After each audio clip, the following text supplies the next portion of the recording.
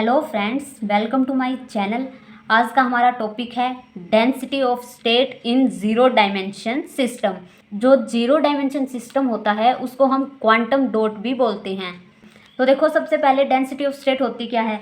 Density of state है वो मैं बहुत बार आपको बता चुकी हूँ। जब हमने density of state in 1 dimension 2 dimension topic किए थे, वहाँ पे हमने बहुत अच्छे से ये देखा था कि डेंसिटी ऑफ स्टेट होती क्या है, उसका हम यूज़ क्यों कर रहे हैं, उसका यूज़ करके हम फाइंड आउट क्या करते हैं, ये सब हम पढ़ चुके हैं। फिर भी मैं आपको शॉर्ट में बता देती हूँ डेंसिटी ऑफ स्टेट होती क्या है। तो देखो, डेंसिटी ऑफ स्टेट हम रिप्रेजेंट करते हैं जी ई। ये इसकी नोटेशन है जी ई।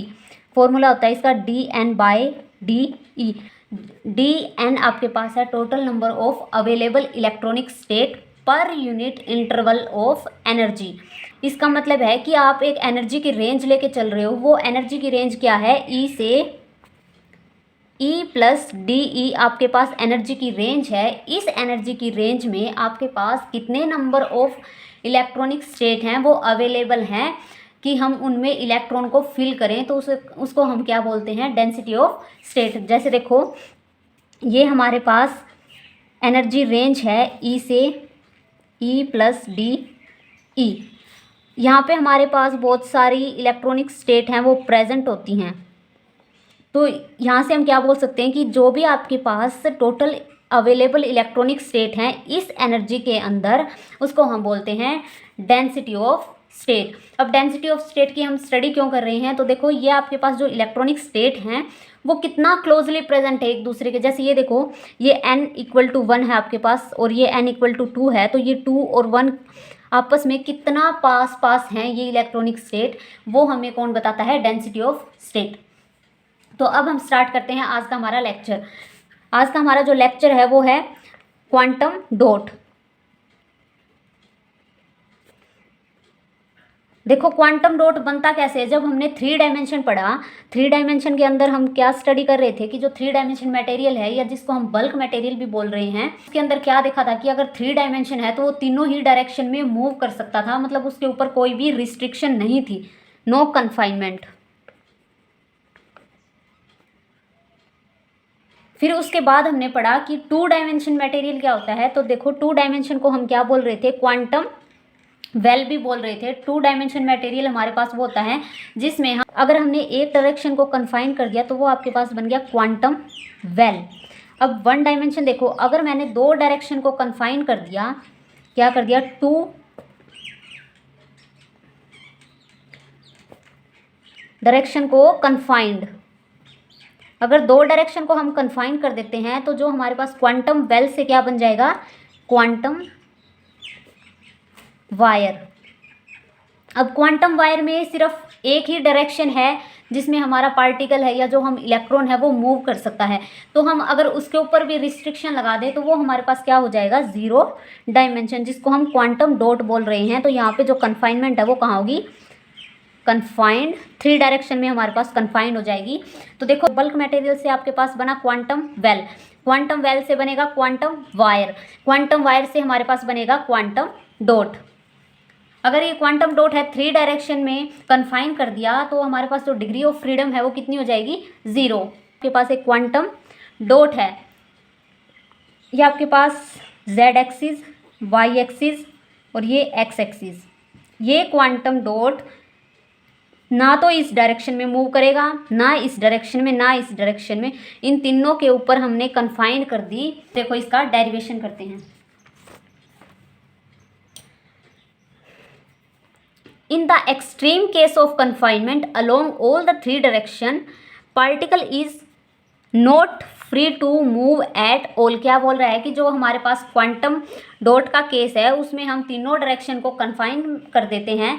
तीनों डायरेक्शन को कन्फाइन कर दिया तो वो पार्टिकल है वो किसी भी डायरेक्शन में फ्रीली मूव नहीं कर सकता। It's motion is confined along all the 3 direction x y z। जो हमारे पास इसका मोशन होगा क्वांटम डॉट का वो हमने कन्फाइन कर दिया तीनों ही डायरेक्शन में, x y और z।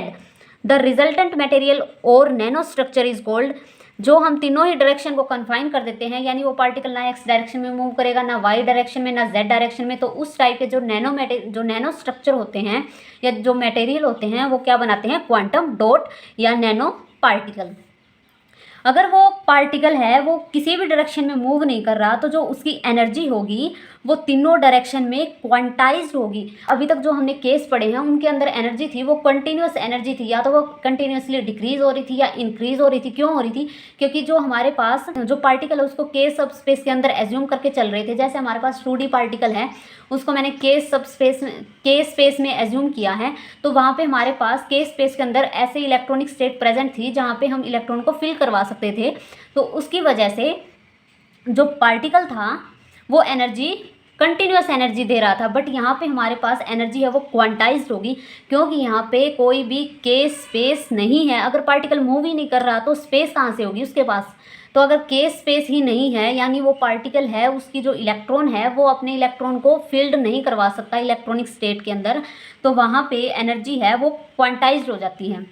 तो देखो, the energy of the particle is quantised along the three direction x y and z, therefore the total energy of the system is quantised is given by. तो energy quantised होगी तो उसको हम कैसे express करेंगे? देखो, E इज इक्वल टू, ये हम फर्मी एनर्जी लेके चल रहे हैं, अभी तक हमने 3 डायमेंशन में भी यही एनर्जी लेके चल रहे थे। सिर्फ फर्क इतना था कि वहाँ पे हम अकॉर्डिंग टू आवर अजम्पशन ले रहे थे कि हमने कन्फाइन कहाँ किया है, तो उसी के अकॉर्डिंग हमने एनर्जी ली थी। तो यहाँ पे देखो हमने तीनों ही डायरेक्शन को कन्फाइन कर दिया है। जो हमारे पास के स्पेस होगा वो एक्स डायरेक्शन, वाई डायरेक्शन और जेड डायरेक्शन में होगा। तो एनर्जी देखो, h cut square k square x, यानी जो के स्पेस है वो एक्स डायरेक्शन में, by 2m plus h cut square k square y, यानी के स्पेस वाई डायरेक्शन में, अपॉन में 2m plus h cut square k square z upon में 2m, यानी ये जेड डायरेक्शन के लिए के स्पेस की एनर्जी है। अब इस एनर्जी को मैंने मान लिया कि ये एनर्जी EL है, नाम दे दिया रेंडमली, आप कोई भी नाम दे सकते हो, ज़रूरी नहीं कि आप इसको L ही नाम दो। L, N, P इनको हमने नाम दे दिए, जहाँ पे जो N, L और P है वो इंटीजर हैं।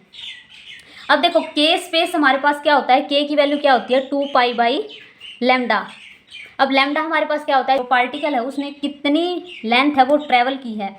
तो यहाँ पे हम मान लेते हैं कि वो पार्टिकल ने LX लेंथ ट्रैवल की है, बट हम यहाँ पे सिर्फ अजम्पशन ले रहे हैं। ये क्यों ले रहे हैं? क्योंकि हमारे पास जो पार्टिकल है वो तो क्वांटम डॉट है, वो कहाँ से मूव करेगा, वो तो मूव ही नहीं कर रहा। लेकिन हमने एक बार मान लिया कि के जो स्पेस है उसकी वैल्यू क्या होनी चाहिए, यहाँ पे वो हमने शो किया है। तो देखो L, यहाँ पे हमने 2 पाई क्यों नहीं लिया, L पाई क्यों लिया है? क्योंकि 2 पाई हम कंटिन्यूस एनर्जी के लिए लेते हैं। कंटिन्यूस एनर्जी के केस में जो पार्टिकल है वो एक पीरियडिक मोशन देता है हमें, बट यहाँ पे हमारे पास जो एनर्जी है वो क्वांटाइज्ड है, तो इसलिए हमने यहाँ पे L लिया है कि L की वैल्यू है 1 2 3 1 2 3। आपके पास क्वांटाइज नंबर ही तो होते हैं, इसलिए हमने यहाँ पे L लिया है, 2 नहीं लिया। आगे बात समझ में? अब देखो, के वाई को ऐसे ही हम एज्यूम कर लेते हैं कि जो के स्पेस है उसकी वैल्यू क्या होनी चाहिए, N pi by L y. यहाँ पे भी हमने क्वांटाइज ही लिया है, क्योंकि जो एनर्जी है वो तो आपके पास क्वांटाइज एनर्जी है, तो के स्पेस भी तो आपके पास क्वांटाइज होगा। क्यों होगा क्वांटाइज? जैसे एनर्जी होगी उसी के ऊपर तो के स्पेस लेंगे हम। के स्पेस लेने का मतलब क्या है कि हम वहाँ पे जो इलेक्ट्रॉनिक स्टेट होंगी उस एनर्जी लेवल में, तो उनको तो फिल करवाते हैं हम, इसलिए यहाँ पे जो के स्पेस है वो यहाँ पे हमारे पास क्वांटाइज लेंगे। ऐसे ही के जेड के लिए P पाई L Z। देखो ये डायग्राम देखो, density of state for ideal quantum dot. यहाँ पे हमने डेंसिटी ऑफ स्टेट लिए है। जो डेंसिटी ऑफ स्टेट है उसका फॉर्मूला मैंने बता ही दिया था आपको, dN बाई में dE। यहाँ पे ये एनर्जी ली है, यहाँ पे हमने शो किया है कि जो एनर्जी है वो क्वांटाइज्ड है। तो देखो यहाँ पे 1 2 3 4 एनर्जी ऐसे है। अगर ये कंटिन्यूस होती तो ऐसे होती या ऐसे होती, बट ये यहाँ पे क्या है, क्वांटाइज्ड है, इसलिए ये एक स्ट्रेट लाइन ग्राफ हमें मिलता है अगर हम आइडियल क्वांटम डॉट का केस स्टडी कर रहे हैं। अब देखो, इसने ये बात बोल दी कि यहाँ पे हमारे पास कोई भी के स्पेस नहीं है जो फिल्ड होगा इलेक्ट्रॉन से। क्यों नहीं है? क्योंकि वही एनर्जी तो क्वांटाइज्ड एनर्जी है। क्वांटाइज्ड एनर्जी है तो वहाँ पे हमारे पास कोई भी के स्पेस नहीं होगा जहाँ पे हम इलेक्ट्रॉन को फिल करवा सके। एंड ऑल अवेलेबल स्टेट, जो हमारे पास अवेलेबल स्टेट हैं वो कहाँ एग्जिस्ट कर रही हैं, डिस्क्रीट एनर्जीज में एग्जिस्ट कर रही हैं। डेंसिटी ऑफ स्टेट क्या होती है कि आपके पास टोटल अवेलेबल स्टेट कितनी है जहाँ पे हम उस इलेक्ट्रॉन को फिल्ड करवा सके। यहाँ पे देखो, ये जो डायग्राम देखा था हमने, ये वाला जो डायग्राम देखा था इसके अंदर एनर्जी है वो डिस्क्रीट है, तो हम सिर्फ इलेक्ट्रॉन को यही फील्ड करवा सकते हैं एनर्जी जहाँ पे डिस्क्रीट है। इसके ना तो यहाँ फील्ड करवा सकते इलेक्ट्रॉन को, ना इधर फील्ड हो सकता है इलेक्ट्रॉन, ना इधर, सिर्फ इन्हीं लाइन के ऊपर इलेक्ट्रॉन है वो फील्ड हो सकता है। अब देखो, hence the density of state for a zero dimensional structure, तो हमारे पास जो डेंसिटी ऑफ स्टेट होगी जीरो डायमेंशन के लिए वो क्या होगी, अगर हम क्वांटम डॉट का केस ले रहे हैं और वहाँ पे एनर्जी क्वांटाइज्ड है और हमें डेंसिटी ऑफ स्टेट निकालनी है, तो उसको हम कैसे एक्सप्रेस करते हैं, हमारे पास एक डेल्टा फंक्शन होता है, तो जो डेल्टा फंक्शन होगा वो हमें देगा density of state. Delta function आपके पास डिस्क्रीट एनर्जी में ही वर्क करता है, तो यहाँ पे हम डेल्टा फंक्शन का यूज़ करेंगे क्वांटम डॉट की डेंसिटी ऑफ स्टेट निकालने के लिए। तो g E density of state is equal to del E minus E n l p. अब देखो, टोटल एनर्जी में से हम माइनस कर रहे हैं कौन सी एनर्जी, वो एनर्जी जहाँ पे हमने पार्टिकल है उसको कन्फाइन कर दिया, तो आपके पास जो डेंसिटी ऑफ स्टेट है वो वही तो आएगी कि हमने टोटल एनर्जी में से वो एनर्जी माइनस कर दी कि जहाँ पे हमारे इलेक्ट्रॉन ही फील्ड नहीं हो सकते, तो वो आपके पास क्या रह जाएगी, डेंसिटी ऑफ स्टेट।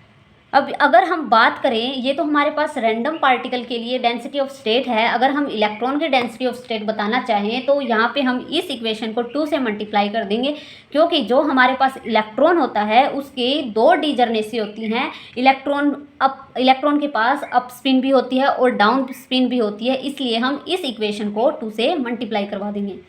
अब देखते हैं हम इसका ग्राफ, वो तो हमने आइडियली देखा था, अब रियल में उसका ग्राफ क्या होगा क्वांटम डॉट का।